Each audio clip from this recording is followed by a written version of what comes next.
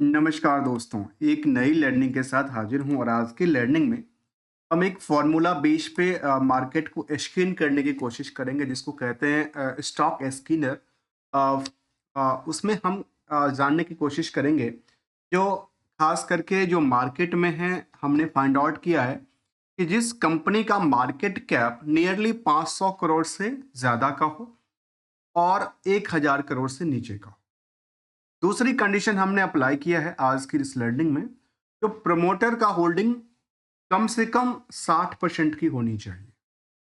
इसके अलावा जो तीसरी कंडीशन हमने रखी है वो है जो डीआई की होल्डिंग है किसी कंपनी के अंदर वो मिनिमम 1% से ज़्यादा होना चाहिए और जो प्राइस टू अर्निंग है वो लेस देन करीब 20 बेस के कम होना चाहिए।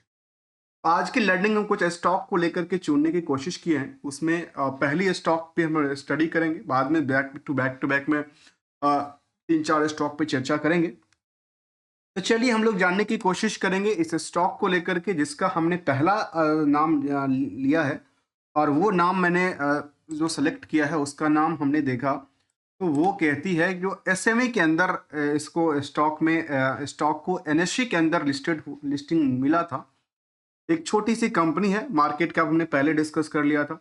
ये एक petro carbon and the chemicals limited के नाम से इसकी कंपनी है। कहती है एस्टेब्लिश्ड रॉ मटेरियल सप्लायर के तौर पे कंपनी का कारोबार है। इनका जो विजुअल्स इमेजेस है काफ़ी बेटर दिखने को आती है। कहती हैं जो 15 ईयर का इनका इंडस्ट्रियल का एक्सपीरियंस हो चुका है इस कंपनी को लेकर के। और साथ में ये कहते हैं कि in house railway siding for the efficient supply chain management का काम भी करती है, जो कि रेलवे के साथ कामकाज होती है।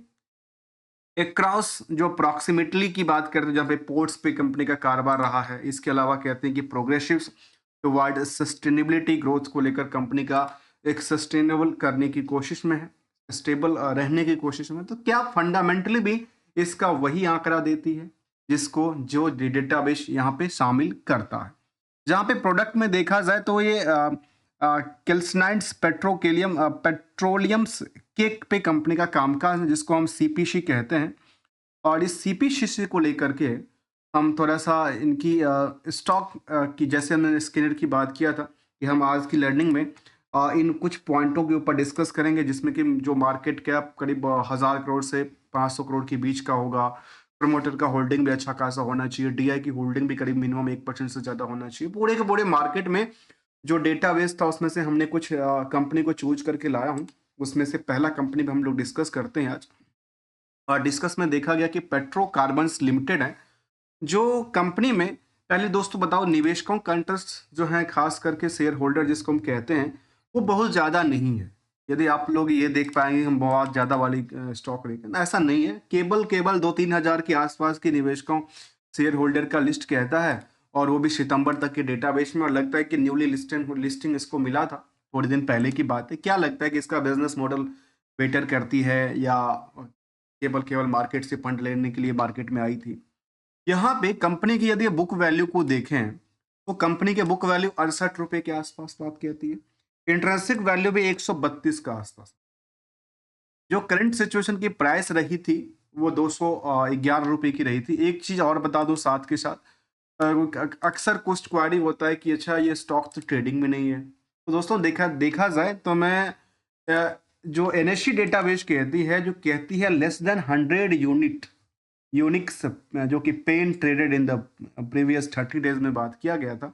उसके अलावा कहते हैं एसएमई स्क्रिप्ट जो स्क्रिप्ट है इज नॉट रेगुलरली ट्रेडेड।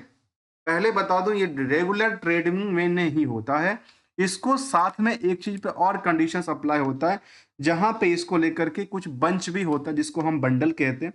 तो मार्केट में जब ट्रेडिंग होता है तो लॉट साइज के मुताबिक ही होती है। इसमें 400 शेयर का एक लॉट होता है जिसके मुताबिक इसमें ट्रेडिंग होता है। तो दो चीज हमने क्लियर किया यहाँ पे एसएमएस स्टॉक को लेकर के। अब आते हैं मार्केट को, इनकी जो कुछ समरी डेटाबेस कहती है उसको। अब इसके मुताबिक देखा गया तो हमने ये पार्ट को देखा तो इंडस्ट्रियल की पी के मुताबिक आज भी यहाँ पे जो अंडर क्राउड की बात किया जा रहा। दूसरी तरफ देखा जाए तो अर्निंग पर शेयर जो कंपनी है 16 रुपए से ज्यादा कमाती है। नंबर ऑफ शेयर लिस्टेड बहुत ज्यादा नहीं है, कंपनी के पास 2 करोड़ 47 लाख का आंकड़ा था जिसकी वजह से मार्केट की कैप करीब 500 से लेकर 525 करोड़ के 25 करोड़ के आसपास की दर्ज करती। कंपनी की यदि जन्म से देखा जाए तो कंपनी 2007 में कंपनी बनी थी, petrocarbons and chemicals limited, in the business of the manufacturing and the marketing of the calcined petrochemical cake coke के लेकर के कंपनी का कारोबार रहा था। अब इसका यदि आरओई आरओसी का डेटा को देखा जाए तो वो काफी ज्यादा बेटर रिटर्न की बात कहती है। साथ में हमने पहले कहा कि प्रमोटर की इस कंपनी में अच्छी खासी कंट्रोल होगा, तो वो 73% की कंट्रोल है। साथ में कंपनी की यदि कुछ और पहलू को देखने की कोशिश करेंगे, उससे पहले ये कुछ नंबर को देखिए। मैंने कुछ नंबर डेटाबेस से निकाला है और वो नंबर कहता है कि कंपनी ओवरऑल इनकम के बेसिस पे जो मार्केट की उधार रही इस कंपनी का, जिसको हम बेसिकली रिस्क कहते हैं, वो 53% का आंकड़ा दर्ज है। तो बहुत ज्यादा नहीं रहा, अर्थात 47% तो हाथ में मिल चुका है।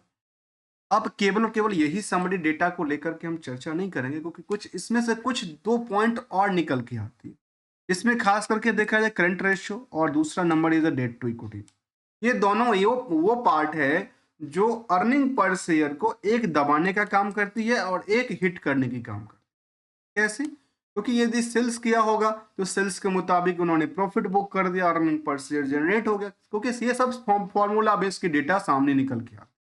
जब तक इसके हम अंदर नहीं जाएंगे, हकीकत हमें पता नहीं चलेगा कि कंपनी ने कर्ज लिया है तो कर्ज का यूटिलाइजेशन क्या किया और क्या उसको लेकर प्रोडक्टिविटीज कर रही है, या पे आउट करे तो क्या मोनिटाइज करके कर रही है, या ऑन फंड कर रही है। ये कुछ सवाल भी नजर आते हैं जो साथ में हम लेके चलते हैं। चलिए हम लोग जानने की कोशिश करते हैं इनकी फाइनेंशियल पोजीशन से। देखिए, छोटी कंपनी है तो इनका केवल 6 महीने पे डेटाबेस आता है, हाफ ईयरली डेटाबेस रिजल्ट आई थी। तो कंपनी का इस पीरियड में आकर देखा गया कि इनका जो परफॉर्मेंस लेवल था उसमें सेल्स में कमी दर्ज की पिछले पीरियड के मुकाबले, जो कि प्रॉफिट का पार्ट में लगातार गिरावट दर्ज करती है। और अभी कंपनी ने लिस्टिंग करवाया तो शायद कुछ हो सकता है। अब फंड को यूटिलाइजेशन कहाँ करेगी, ये भी एक सवाल कई बार बनता है। तो फंड क्या अपने फर्म प्रमोटर ने एग्जिस्टिंग शेयर बेचा था, या ये कंपनी के ऑन फंड आई थी बिजनेस करने के लिए। तो यहाँ पे ईयरली बेसिस डेटा का कहना है कि करीब 366 करोड़, जो कि पहले के कंपैरिजन काफी डिमेरिट दर्ज कर डिक्लाइन करती, प्रॉफिटेबिलिटी में डिक्लाइन करती नजर आई है लास्ट 12 मंथ के डेटाबेस को लेकर के। और इसको लेकर के जब हमने देखा तो ऑलमोस्ट ये समझ में आया कि कंपनी 11% की सेविंग करती है अपने ओवरऑल बिजनेस से, जिसको हम बेसिकली प्रॉफिट कहते हैं। इस प्रॉफिट के पीछे यदि रिस्क फैक्टर को देखेंगे तो हमें बैलेंस शीट की फिगर को देखना पड़ेगा। रिस्क के लिए हमें नंबर ऑफ डे को देखना पड़ेगा। तो कंपनी जो अपनी डिक्लेरेशन देती है वो कहती है कि इनके पास जो टाइम फ्रेम था डेटर्स को लेकर के केवल 42 दिन का, इसको मैं 2 महीने मान लेता हूँ। ठीक है, अब आते हैं बैलेंस शीट की, क्योंकि ये बात मैं हमेशा कहता हूं, जो कंपनी यदि डेट टू इक्विटी है तो केवल डेट टू इक्विटी नंबर पे ना जाइए, उसके अंदर हकीकत जानिए जो आखिर कंपनी ने जो कर्ज लिया उसका यूटिलाइजेशन क्या किया, कर्ज पे आउट किया तो कहां से किया। कई सारे सवाल इसके अंदर उलझे पड़े रहते हैं, इसीलिए हम इसको डिटेल में लेते हैं। तो कंपनी ने ये देखा गया कि कंपनी ने 138 करोड़ तक की लॉन इसके बैलेंस शीट में दिख रही है सितंबर तक की डेटा, जहां पे कंपनी के पास फिक्स एसेट्स भी रहा है और वर्किंग प्रोग्रेस में भी कुछ वैल्यू का देखने को मिला है, और साथ में कुछ वैल्यू इन्वेस्टमेंट के साथ साथ कुछ मार्केट में शायद उधार भी हो सकती है और इन्वेंट्रीज के अंदर भी देखने को मिल सकती है। कंपनी दर्ज करती है कि सबसे ज्यादा इनके पास इन्वेंट्रीज पड़ी हुई है, और इन्वेंट्रीज का रेशियो तो हम निकालते नहीं है, वो तो उनके पास पड़ा है, उसकी वैल्यूएशन डाउन हो रही है या अप हो रही है तो एक अलग विषय हो जाती है।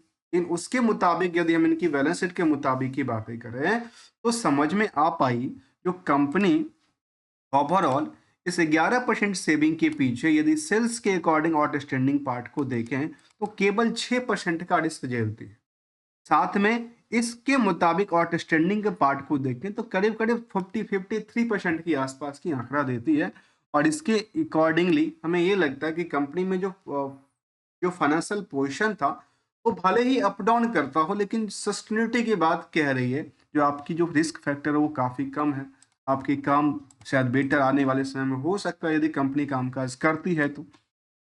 जो सीजीआर का बेस्ड डेटा था वो लास्ट कुछ सालों में तो बेटर करती नजर आई, लेकिन एक इस टीटीएम के मुताबिक के बाद लास्ट 12 महीने की बात करूं तो उसमें थोड़ा सा डिक्लाइन देखने को मिला है और रिटर्न ऑन इक्विटी इनको लगातार एक बेटर रिटर्न क्रिएट करती हुई नजर आती है। पीयर्स के मुताबिक देखेंगे तो जो जहां तक सबसे छोटी कंपनी की लिस्ट में आती है पेट्रो की बात करें, जिसको हम कंपेयर करते हैं यदि पिडलाइट इंडस्ट्री से या एसआरएफ से या लिंडा इंडिया से, तो उसके मुताबिक यहाँ पे कंपेरिजन टू काफी कम क्राउड है। यदि एवरेज 35 के मुताबिक चलती है तो यहाँ थोड़ा बहुत यदि बिजनेस डेवलप करती है, फ्यूचर डेवलप होती है, तो यहाँ पे डेवलप होना पॉसिबल है। तो पॉसिबल है तो क्या बनती है, कुछ तो गैपिंग फुलफिल करेगी, और यदि कुछ फुलफिल गैपिंग करती है तो नियरली में 100% का ही आंकड़ा अगले 2-3 साल 3-4 साल के बाद देखा जाए तो शायद कह सकते हैं कि आने वाले समय में यहाँ पे कुछ रैली क्रिएट हो पाएगी इंडस्ट्रियल के पेश के पी के बेसिस को। इसके मुताबिक ही आगे चल करके जिस हिसाब से इन्होंने 383 रुपए तक के हायर रेंज तक पहुंचा था और बॉटम में देखा गया कि 194 के आसपास अटकी थी और दोबारा मार्केट ने चलना चालू किया, निवेशकों का इंटरेस्ट जागृत हुआ, तो शायद ये आने वाले समय में 500 और उससे ऊपर भी पॉसिबिलिटी बनती है। एक परसेंटेज को लेकर के मैं बात करूं तो परसेंटेज इसमें 100% तक की आसपास वृद्धि हो सकती है, क्योंकि कुछ बातें इनको फेवरेबल भी कहती है, कुछ बातें इनको निगेटिव इंपैक्ट भी डालती है। खास करके पहले नेगेटिव इंपैक्ट वाली सिचुएशन को देखें तो कंपनी कहती है, इसका डेटाबेस कहती है कि रिपीटेड प्रॉफिट है, कोई डिविडेंड नहीं दिया। दोस्तों ये कोई मैंडेटरी नहीं है, डिविडेंड को छोड़ देते हैं। जो इंटरेस्ट कॉस्ट है थोड़ा सा हायर साइड देखने को मिलता है, उसको लेकर के डिमेरिट की बात है। डेटर्स डे को लेकर बहुत बड़ी डिमेरिट नहीं दर्ज करती है, क्योंकि 1 महीने के बजाय 2 महीने हो गया, लेकिन थोड़ा सा रिस्क फैक्टर बनती है। कुछ अच्छी बातें ये शामिल करते हैं कि ये कहती है कि रिड्यूसिंग डेट्स फ्री, जैसा जैसा इन्होंने दर्ज किया कि कंपनी हैज रिड्यूस डेट्स, इसको लेकर के मैं डिसएग्री हूं, क्योंकि कंपनी की डेटाबेस कहती है कि कंपनी ने पिछले पीरियड के मुकाबले जहां 75 करोड़ का लोन था वहां उसके मुकाबले 138 करोड़ का लोन हो गया, तो फिर लोन डेट्स फ्री कैसे हुआ, मुझे ये समझ में नहीं आया। चलिए ठीक है, और इसको भी लेकर के हमने समझने की कोशिश किया, जहां पर कुछ अच्छी बातें शामिल करती है जो कि उनको फेवरेबल भी करती नजर आती है। जबकि चार्ट एनालिसिस को देखेंगे, चार्ट ट्रेंड को देखेंगे, तो चार्ट ट्रेंड में ये निकल के आती है कि लगातार यहाँ पे बिकवाली ही बिकवाली चलती जा रही है, और डेली तो होता नहीं है बिकवाली, डेली होता नहीं खरीदारी, तो जब भी इसमें ट्रेडिंग होता है तो मार्केट में लगातार इसमें बिकवाली का प्रेशर चला है। चाहे एवरेज हम 50 डे मार्क को देखें या 200 डे मार्क को देखें, उसके बेसिस पे लगातार डिक्लाइनिंग के सिचुएशन क्रिएट करती है। दोनों इसका एंगल्स ये कहता है कि as per the last quarterly basis data के बेसिस पे मार्केट को गिरना था, क्योंकि उन्होंने परफॉर्मेंस बेस्ड बेटर नहीं करके दिया। ये कुछ डेटाबेस हमने समझने की कोशिश किया, जो 15 ईयर का एक्सपीरियंस करने वाली कंपनी और कैल्सनाइट्स पेट्रोलियम कोक पे कंपनी कामकाज करती है, सस्टेनेबिलिटी की बातें कहती है, सोल्यूशन फॉर योर इंडस्ट्री की बातें कहती है, जहाँ पे एल्यूमिनियम्स की बातें करें, ग्रेफाइट इलेक्ट्रोड की बात करें, स्टील की बात करें, ग्रेफाइट वाली सिस्टम में इनका कामकाज रहा नजर आया है। दोस्तों हम किसी भी स्टॉक को लेकर के हमारे साइड से कोई भी ट्रेडिंग और एडवाइजरी की बात बिल्कुल ही शामिल नहीं होता, only as a learning point of view से हम लेके आते हैं। यदि आप हमारी वीडियोस आपको अच्छा लगा हो तो वीडियो को लाइक, चैनल को सब्सक्राइब और सपोर्ट भी कर सकते हैं। मिलेंगे कुछ नई स्टडी के साथ, तब तक के लिए thanks for the joining us.